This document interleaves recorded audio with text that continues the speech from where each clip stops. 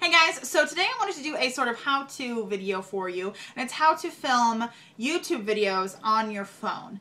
I use my old iPhone 4S to film. Is it iPhone 4?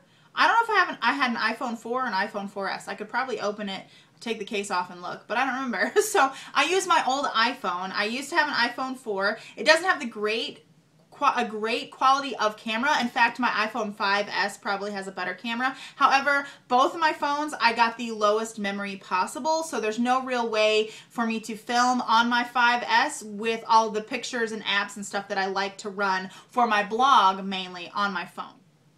I will link a blog post below that I did where I mentioned some essential hardware for bloggers, for vloggers, for if you want to use your phone to take pictures for your blog.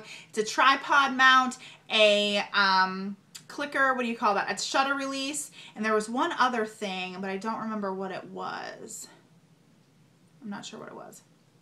Anyway, I will link that down below. Unfortunately, my shutter release that works for my iPhone 5S does not work for my iPhone 4. I do have one that plugs in as in the microphone or the headphone jack, but I'm afraid if I use it, it won't pick up the sound. I'm not quite sure how this works, so there's that. In addition to all of that hardware, the tripod, the clamp for the tripod to hold the phone, and any sort of shutter release thing that I may or may not have that works or may doesn't work or may not work, I also have a softbox that I made from a clamp light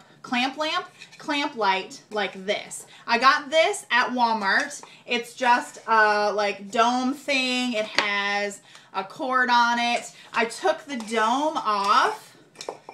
So I took the dome off and I clamped the light like this into a softbox. I just made a softbox out of some foam core that I got at the Dollar Tree, a piece of white fabric, and some masking tape. It's really ghetto looking, as you see in the picture, but all you really need is one of these. This is a daylight bulb, I believe, from Walmart. It gives this light that you're seeing right now diffused through the white like cloth that's over top of it. It's 18 watts. It's 5,000 Kelvin. So that's the temperature of the light, the Kelvin scale, that's the temperature of the light. Not like the heat temperature, but the color temperature of the light. And so it gives a more blue cast. I think it's more, it's considered natural daylight, but I think it's more white. It's not yellow, it's not too blue, it's not pink or anything. It's white light coming at me. I have overhead lights that are more yellow. So anyway, so I have this little setup here. You could also just plug this in and even put some, like some white fabric over maybe two of these domes and just clamp it and shine it on. This right here is my softbox. You can see it's really held together by some tape. And I just taped in the clamp light in the back. Actually, I don't think I'm lit pretty horribly. So it's just like a trapezoid of foam core. I'm hoping you can see and understand what I use, and I just put some fabric over top of it. It's also lined with tin foil, so it can be really reflective, and it's kind of huge. I don't know if I can get far enough back for you to see all of it, but that's it. And I just clamp it to a tripod and use it that way. So you don't have to be all fancy and whatnot with your hardware. The software that I use to edit my photos is actually iMovie on my phone. Now, the only thing I have on my iPhone 4 is iMovie, Afterlight.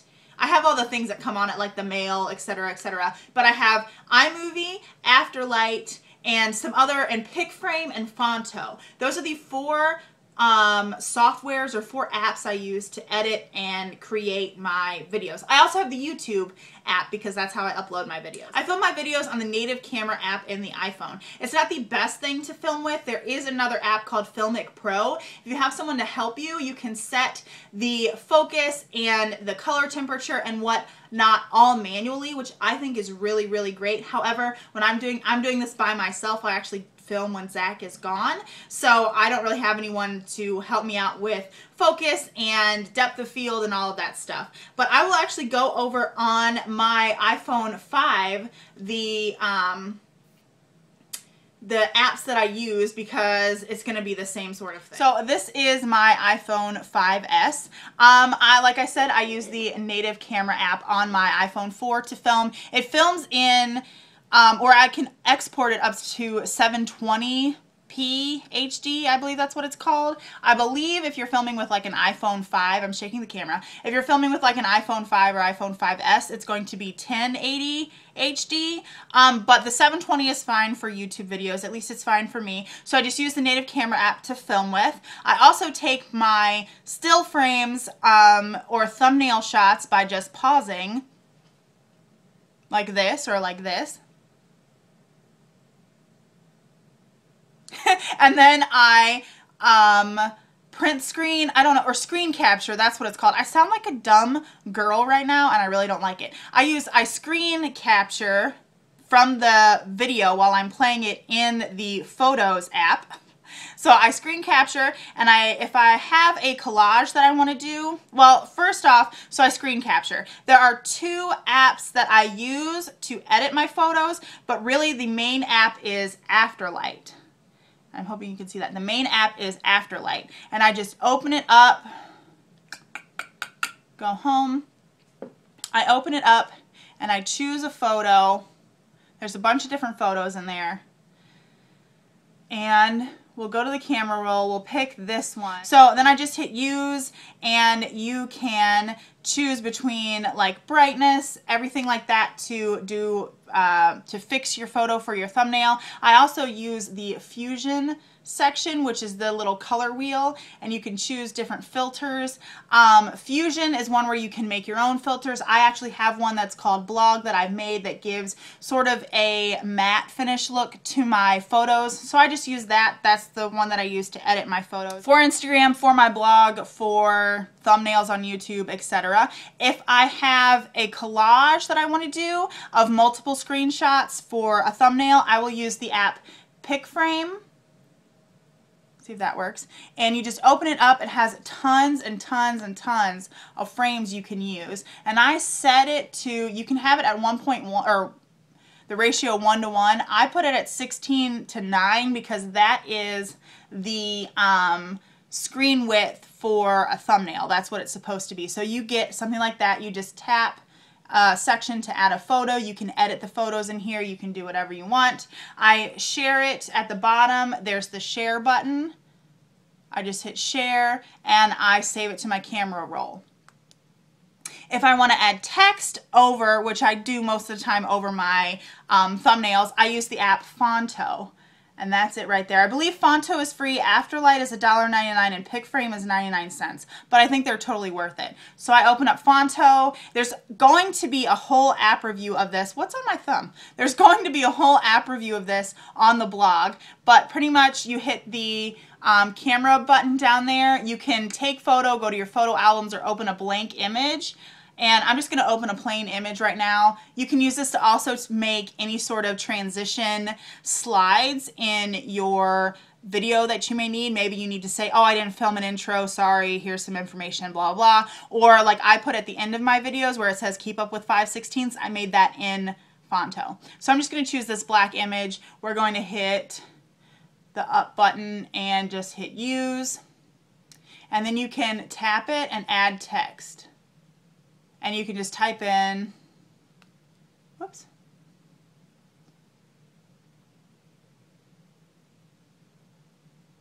And you can drag it, move it around, change the font. There's a whole bunch of fonts in here, a whole bunch of ones. These are all ones that I've used recently, but the fonts that are come on here, I mean, there's just tons of them. I love this app. So I always use the same font. You can change the size of it. We'll make it bigger. Says hello world. You can make this 16:9 ratio and do it that way. You can do whatever you need to do on this little app, and then you just save it. It's like a graphic design app on your phone. It's pretty cool.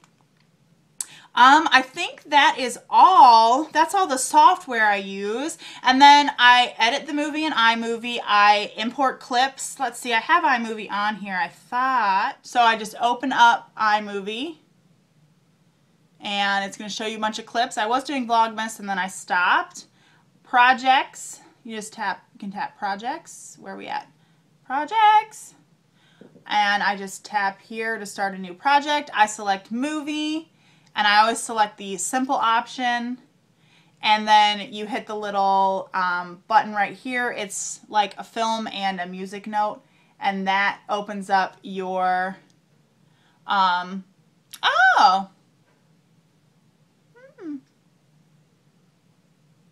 And that just opens up your clips.